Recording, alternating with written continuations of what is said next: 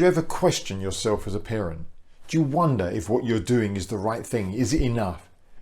Do you sometimes think how to become a good parent? What is that? If you do, I'm going to give you a new twist on that whole concept today. And this simply might be the most important tip I have ever learned in my life. And it particularly relates to parenting. My name is Scott Cranfield. I'm the author of The Wise Bear Stories, a collection of stories designed to help dissolve the anxieties in children, build their confidence, and help them develop a balanced mindset. If you're new to this channel, please hit that subscribe button so you don't miss videos in the future. And at the end of this video, I'm going to be sharing with you a free bonus, a special gift for you and your family. There is lots of information on the internet about how to become a good parent. Love them unconditionally. Listen to them carefully. Spend quality time together. And all of those, of course, have a place and can make a difference. But I can tell you now, they're going to pale into insignificance compared to the tip I'm going to share with you today. I've been fascinated and studied human behaviour for 30 years, and this one single thing is probably the most important thing I've ever learned around human behaviour, and of course it relates directly to being a parent. At your child's core and at your core as a human being, the most important thing every human being wants is to be loved and appreciated for who they are, for their own unique self, for the quirkiness, the differences they bring to the world. That is it. Understand, appreciate and love your child for who they are.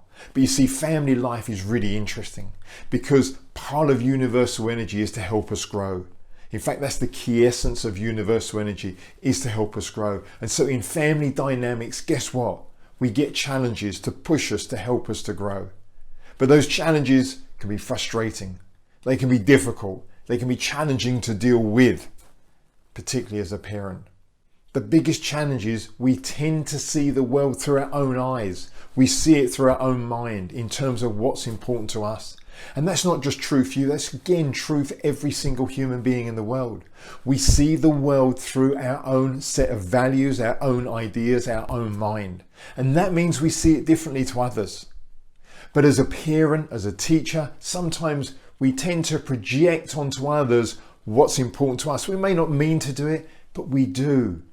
Because that's how we see the world. And we project onto our child that they should do this, they ought to see things this way, they ought to behave in that way, they ought to be interested in these things. And the more we push for that, guess what? The more likely it is they're going to be different to that. Because there's a huge difference for your child between understanding you and feeling understood. They understand you probably more often than you realize. They understand you most of the time. They understand why you're saying what you're saying to them. But when you're saying it from your perspective, from your set of values, from what's important to you, when you're saying it from that place, yes, they understand you. But they know it's because it's how you see things. And they know in that moment that you haven't truly understood them. And that is the art of communication, is when your child truly feels understood, that's when everything changes. And that brings us back to that core essence, the core thing that if you have a desire to be a good parent, the core thing, the thing that changes it more than anything else, and everything else will fall into place, is when you can learn to love and appreciate your child for who they are. Exactly as they are, and have no desire to change them. When you can truly do that, truly love them and appreciate them for who they are, they will feel understood. You will take away the resistance and they will think you're an amazing parent.